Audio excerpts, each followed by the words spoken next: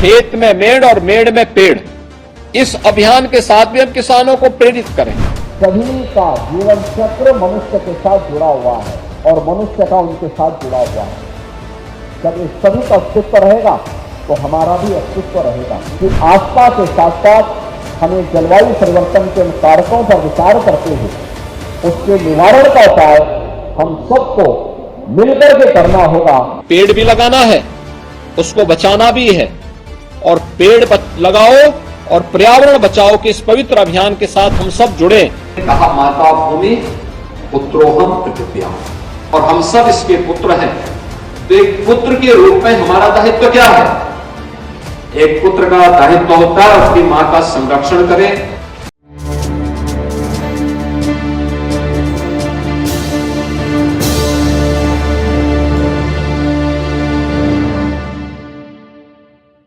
नमस्कार, हमारी खास पेशकश युगिनॉमिक्स में आप सभी का स्वागत है। मैं हूं पूजा पांडे।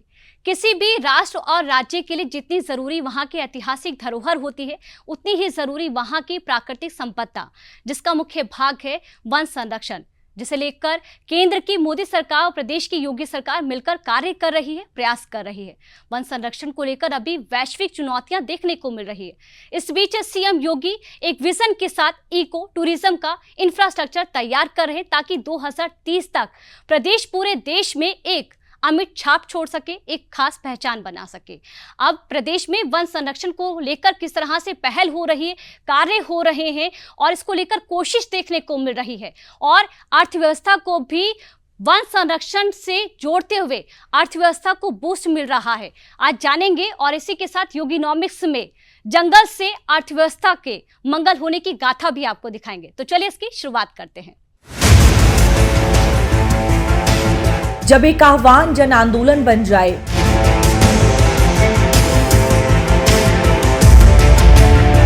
जब एक सोच संभावना बन जाए, जब एक प्रेरणा आत्मबल बन जाए,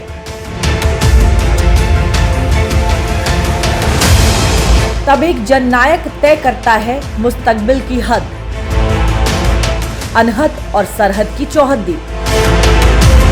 अब याद करिए कि ग्रीन एनर्जी कैसे सहायक हो सकती है। इस दिशा में भी नए नए प्रयास प्रारंभ हुए, और मैं इस अवसर पर यही कहूंगा कि उत्तर प्रदेश सरकार में जो प्रयास प्रारंभ हुआ है, ग्रीन कवर यूपी का बढ़ा है।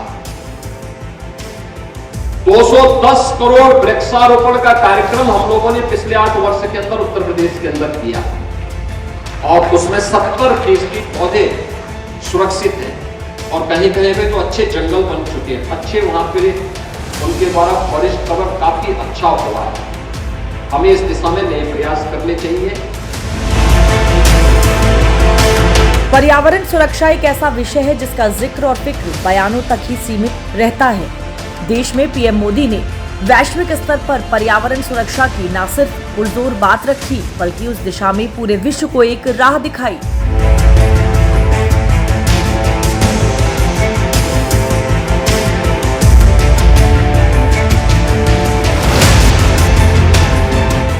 दूसरी तरफ यूपी के सीएम योगी आदित्यनाथ ने पर्यावरण सुरक्षा को लेकर जो कदम उठाए, वो पूरे देश के लिए नजीर बन गया है।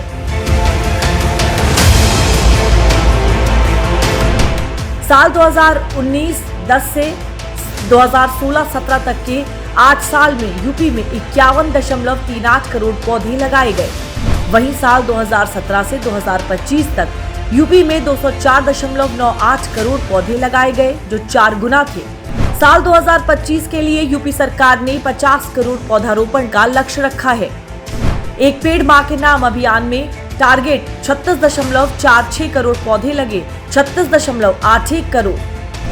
एक पेड़ मां के नाम अभियान में यूपी पूरे देश में नंबर 1 है। आज से 7.5 वर्ष पहले हम लोगों ने इस कार्यक्रम का शुभारंभ किया था कि हमें वन आच्छादन बढ़ाना है। 2028-29 तक हमारा लक्ष्य है कि उत्तर प्रदेश जैसे राज्य में वन आच्छादन हम 15% तक कर सके। इसके लिए प्रतिवर्ष हम रिकॉर्ड मात्रा में वृक्षारोपण के बड़े कार्यक्रम को आगे बढ़ाते हैं। बड़े पैमाने पर 210 करोड़ वृक्षारोपण का कार्यक्रम अब तक हम लोगों ने पूरा किया। अब याद करिए, हम वृक्षारोपण तो करते हैं, इनको बचाने की जिम्मेदारी, जन सहभागिता के साथ इस कार्यक्रम को आगे बढ़ाने का कार्यक्रम। और मुझे प्रसन्नता है कि पिछले 7-7.5 वर्ष में इसके अच्छे परिणाम आए हैं। तमाम अंतर्राष्ट्रीय संस्थाओं ने उत्तर प्रदेश के इस कार्य की प्रशंसा की, किसानों को इसके साथ जोड़ने के लिए प्रोत्साहित भी किया। अब सवाल ये है कि यूपी में पेड़ लगने से अर्थव्यवस्था को क्या मदद मिलेगी।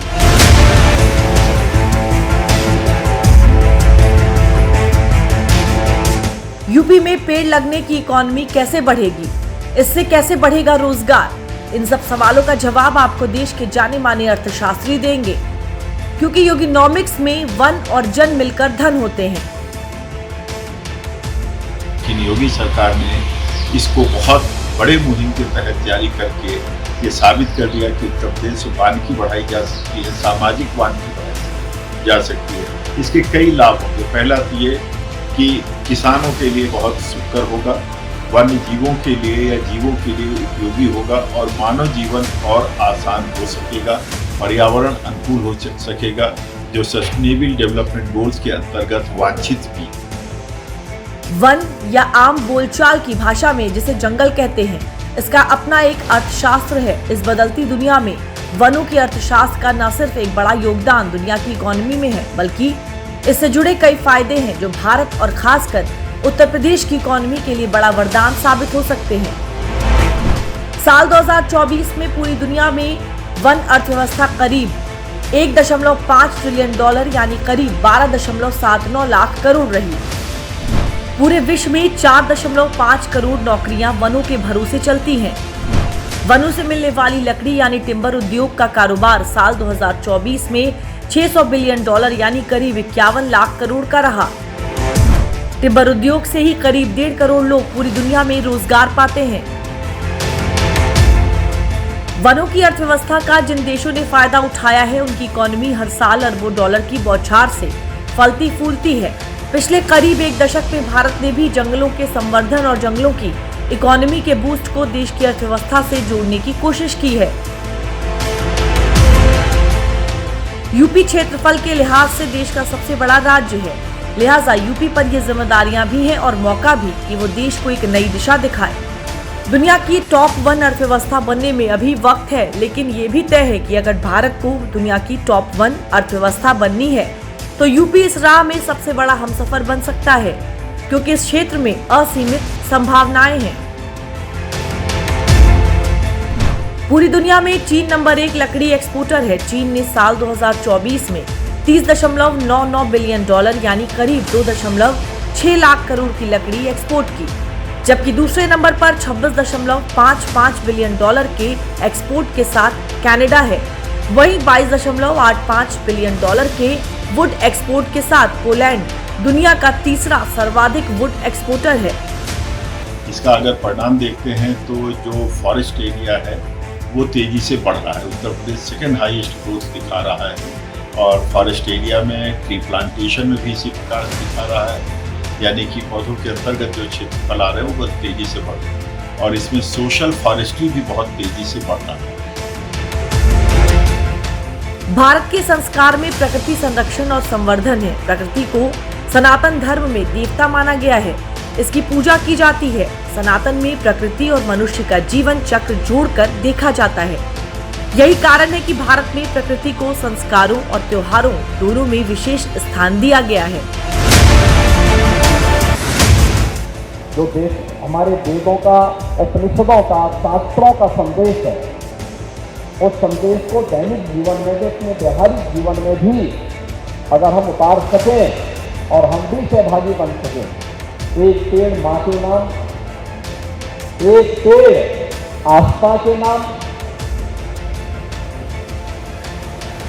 लगाने के क्रम में हम भी सहभागी बन सकें।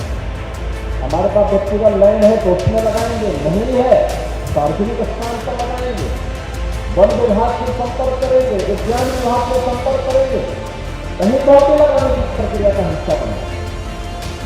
याद रखना, मनुष्य ही केवल इस सृष्टि का एकमात्र जीव नहीं है। और अकेले मनुष्य से सृष्टि का संचालन भी नहीं कर सकता।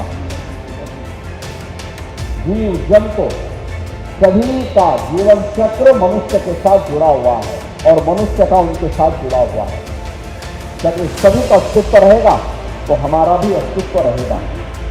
वन महज पेड़ पौधों से ढकी छुपी रहने वाली जमीन नहीं है, बल्कि एक पूरा अर्थतंत्र है। पर्यावरण संरक्षण से लेकर इमारती लकड़ी और ईंधन के अलावा वनों के कई और फायदे हैं जो सीधे सीधे या अप्रत्यक्ष तौर पर हमारी जिंदगी का हिस्सा हैं। वनों का सबसे बड़ा काम है धरती के जल चक्र को नियंत्रित करना, मतलब जमीन में पानी के स्तर को बनाए रखना। इसके अलावा वन आसपास की जमीनों को भी उपजाऊ बनाते हैं। हाल के दिनों में जंगल सफारी के जरिए पर्यटन भी रोजगार और व्यापार का बड़ा जरिया बना है।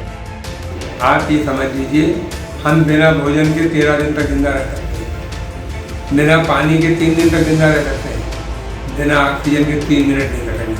और वनों से हमें सबसे ज़्यादा ऑक्सीजन मिलती है। तो वन हमारे जीवन के लिए बहुत ही जरूरी चीज़ है और वनों का हमारे यहाँ हमेशा से महत्व रहा है। प्राचीन काल से हमारे यहाँ पेड़ों की पूजा होती है, बरगद की पूजा होती है, पीपल की पूजा होती है, पाकड़ की पूजा होती है और हमारे यहाँ इनसे बहुत फायदा है। एक चर्चा ये भी चलती है कि आधुनिकता के इस दौर में जंगलों को काटकर बस्तियां बसाई जा रही हैं।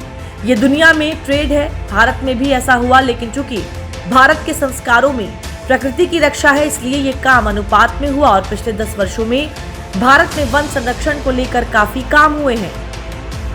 दुनिया में प्रकृति का शोषण प्रवृत्ति है, भारत में प्रकृति का दोहन ये संस्कार है।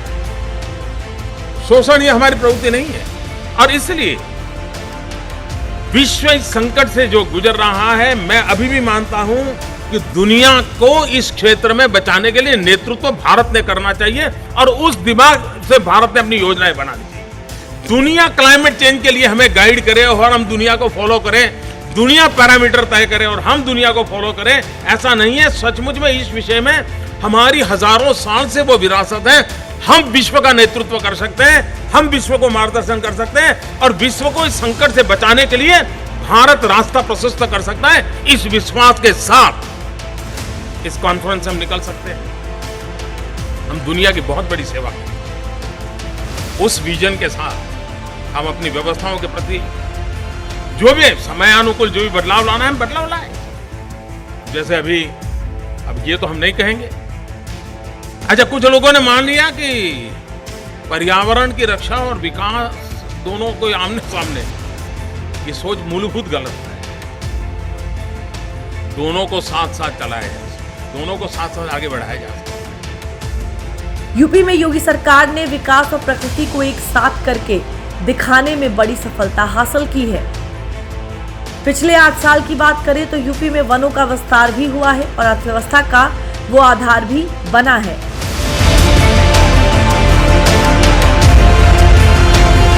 यूपी में साल 2017 में कुल 22,121 वर्ग किलोमीटर भूमि वन थी, जो यूपी की कुल भूमि का 9.18% था। साल 2019 में यूपी में वन का क्षेत्रफल 27 वर्ग किलोमीटर बढ़कर 22,138 वर्ग किलोमीटर हुआ।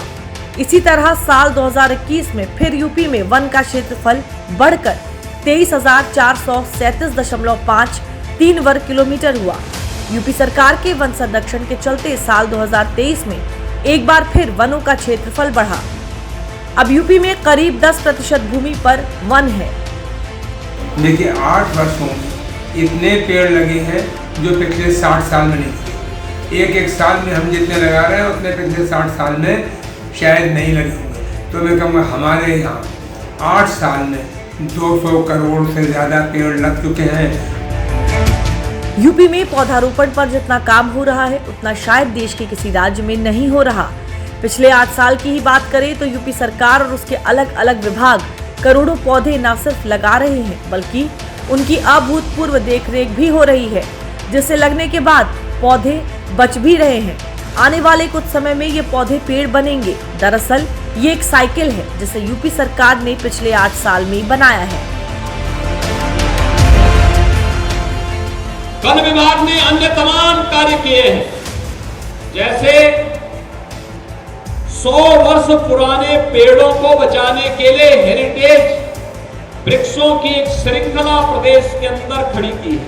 उनको चिन्हित करना, उनको बचाने की तैयारी करना, उन्हें हर तरीके से आगे बढ़ाने का काम करना, और साथ साथ प्रदेश सरकार ने यह भी व्यवस्था की है पहले की तुलना में अधिक से अधिक लोग इनके नजदीक आ सके, इसके लिए वेटलैंड की घोषणा करना, पक्षी विहार बनाना, टाइगर रिजर्व क्षेत्र घोषित करना, वहां पर भी उनके संरक्षण के लिए नए नए उपाय करना, और उसी का परिणाम है कि आज प्रदेश में जंगलों के दायरे भी बढ़े हैं। आज प्रदेश में हरियाली का दायरा भी बढ़ा है। प्रदेश के अंदर हम अन्य जंगली जीव जंतुओं को बचाने में भी हमें सफलता प्राप्त हुई है। नदियों को भी संरक्षण इसी बहाने किया जा रहा है। लुप्तप्राय नदियों को पुनर्जीवित किया जा रहा है। अमृत सरोवर के नाम पर जल संरक्षण करने के साथ साथ उसके माध्यम से भी लोगों को जल संरक्षण के लिए और प्रकृति को बचाने के लिए एक नई प्रेरणा प्रदान की जा रही है। दरअसल सीएम योगी आदित्यनाथ ने यूपी की मजबूरी को उसकी प्रगति का बड़ा आधार बना दिया। यूपी में न केवल घने जंगल हैं बल्कि नदियों का भी जाल है, ऊंचे पहाड़ भी हैं और घने जंगल भी। यूपी के पास जैव विविधता भी अनूठी है। यूपी का तराई इलाका जैव विविधता से बेहद संपन्न है। यूपी बाघ, हाथी, हिरन, मगरमच्छ, डॉल्फिन का गढ़ है। साथ ही यूपी लुप्त प्राय हो रहे पक्षियों की कई प्रजातियों का भी ठिकाना है। सोनभद्र में दुनिया का सबसे बड़ा फॉसिल पार्क है। 25 हेक्टेयर में फैला फॉसिल पार्क अमेरिका के येलोस्टोन पार्क से बड़ा है। सोनभद्र में कई फॉसिल 150 करोड़ साल पुराने बताए जाते हैं। अनेक संभावनाएं इस क्षेत्र में उत्तर प्रदेश के अंदर पहले से मौजूद है। हम सब जानते हैं, यानी अगर स्पिरिचुअल टूरिज्म का स्थान है तो अवश्य ही हेरिटेज टूरिज्म का भी और इको टूरिज्म का भी स्पेस वहां उतनी ही संभावनाएं उसके पास मौजूद हैं, और उन्हीं संभावनाओं को देश और दुनिया के सामने लाने के लिए लोगों का इसके प्रति आकर्षण बढ़े, मनोरंजन भी हो, ज्ञानवर्धन भी हो, अतीत और इतिहास के साथ जुड़ने का अवसर भी प्राप्त हो, और भावी चेतावनी के प्रति हम सब जागरूक भी हो सकें। इस दृष्टि से उत्तर प्रदेश ने अपना eco tourism board, development board का गठन किया है। इको टूरिज्म डेवलपमेंट बोर्ड के पीछे का उद्देश्य ही यही है।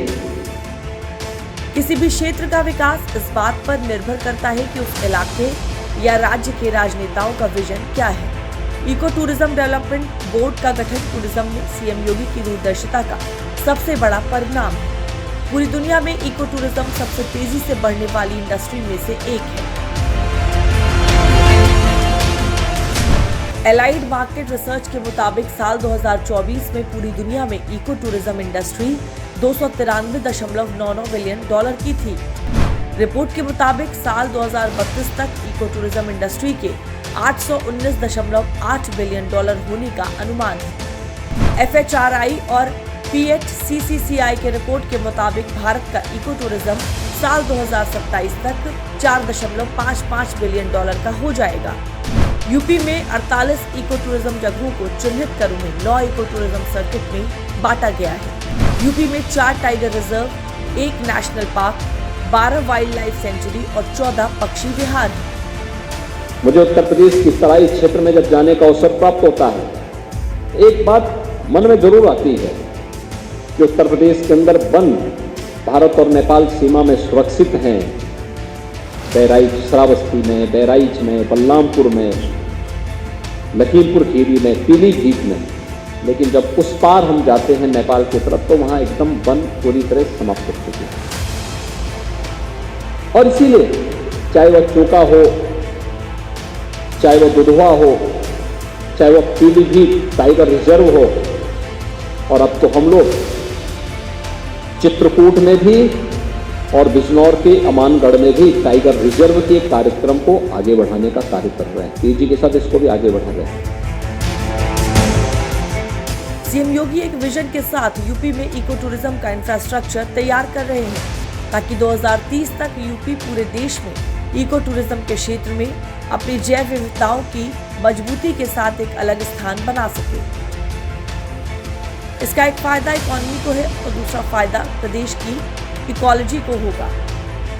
उत्तर प्रदेश के अंदर दूसरे नंबर पे वन बढ़ा है, तो मैं कहूँगा हमारे यहाँ वन बढ़ रहा है और वनों से इकोनॉमी पे बहुत फर्क पड़ता है।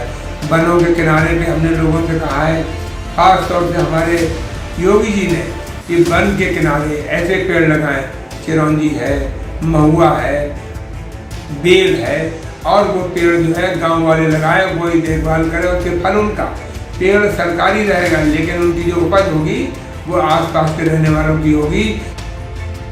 यूपी वनों को लेकर जिस दिशा में काम कर रहा है वो पीएम मोदी की उस प्रेरणा के तहत है जिसमें पूरी दुनिया उनका लोहा मानती है। पर्यावरण संरक्षण पर पूरी दुनिया मोदी मंत्र को उम्मीद मानती है। दुनिया ने आज जो क्लाइमेट के लिए दुनिया परेशान है, उस बर्बादी में हम लोगों की भूमिका नहीं है, हिंदुस्तान की भूमिका नहीं है। विश्व के बड़े और आधुनिक देश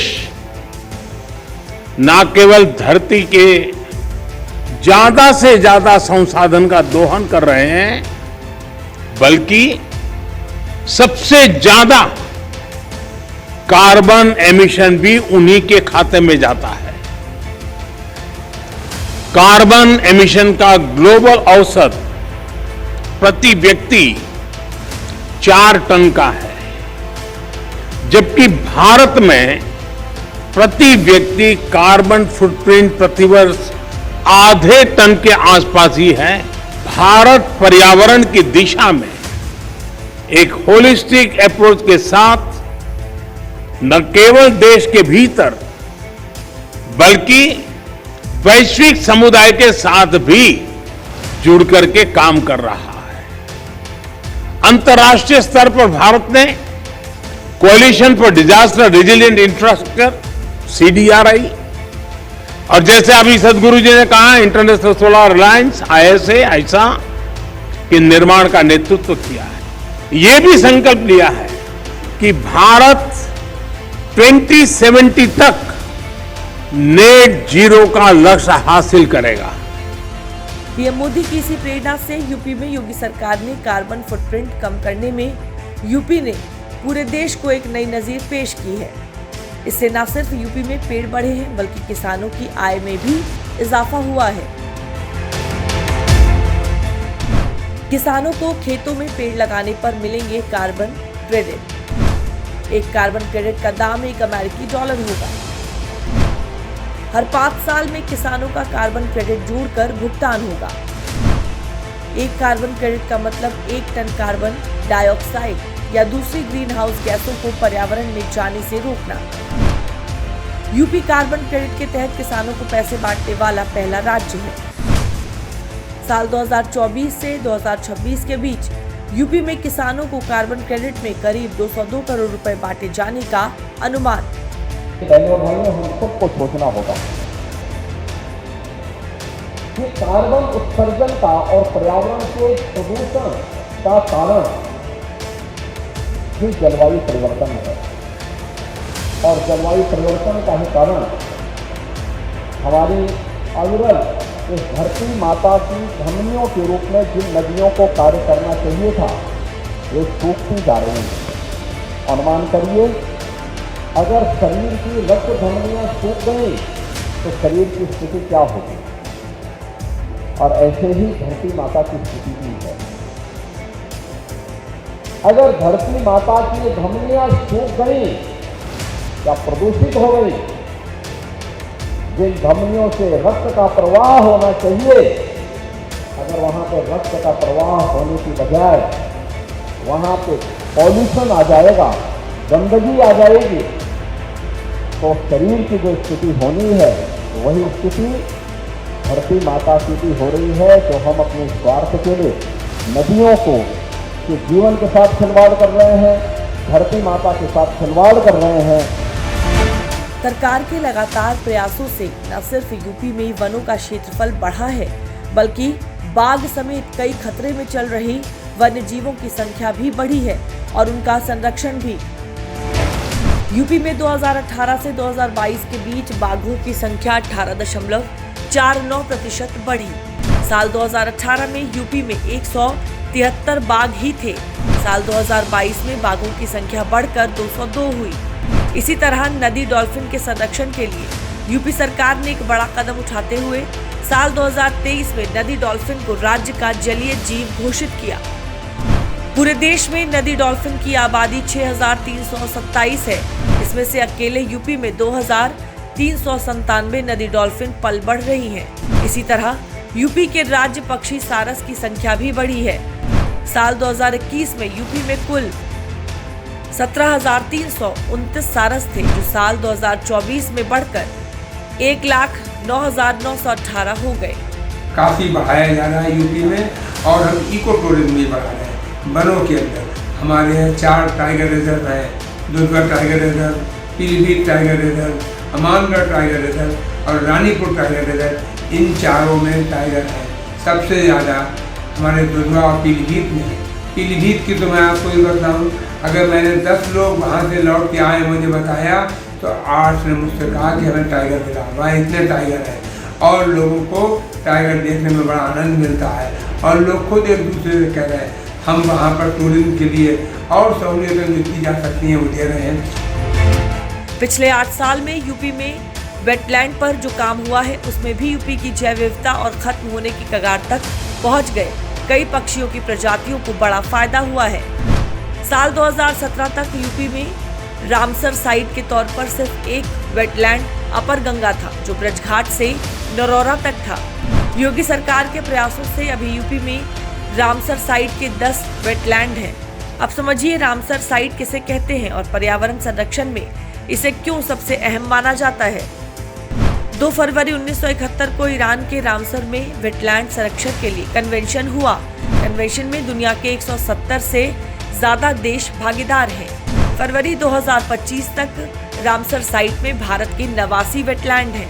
देखिए यूपी में 10 वेटलैंड रामसर साइट है जो इंटरनेशनली एक्सेप्टेड है। बाकी तो यहाँ वेटलैंड बहुत है।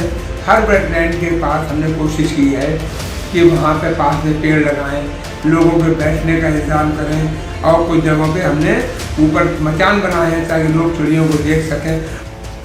दरअसल प्रकृति संरक्षण के लिए वेटलैंड बेहद आवश्यक हैं और उन्हें बायोलॉजिकल सुपरमार्केट भी कहा जाता है, क्योंकि बाढ़ से लेकर कार्बन अवशोषण में बेहद मददगार होते हैं।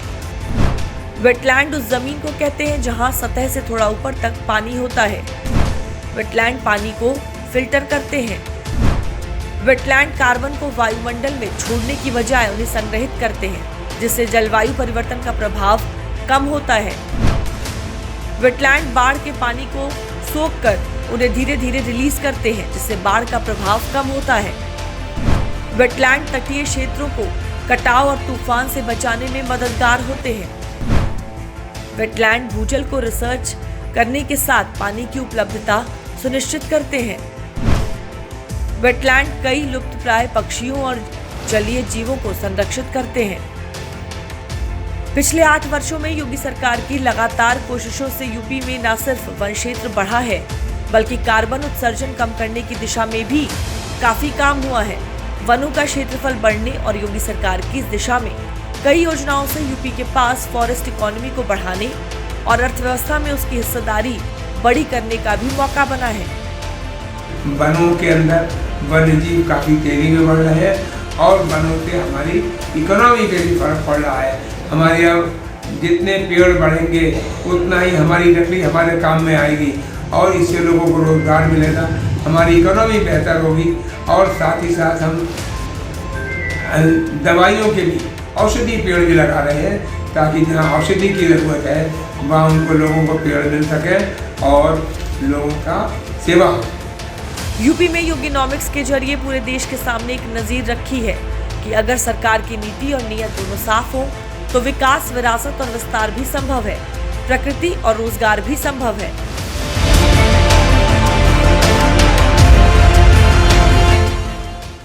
योगिनॉमिक्स में आज फॉरेस्ट इकोनॉमी को लेकर आपने हमारी विस्तृत रिपोर्ट देखी। योगिनॉमिक्स के अगले एपिसोड में हम बात करेंगे यूपी के विकास की एक और गाथा की। तब तक हमें इजाजत दीजिए और तमाम देश और प्रदेश की बड़ी और जरूरी खबरों के लिए देखते रहिए DD यूपी। नमस्कार।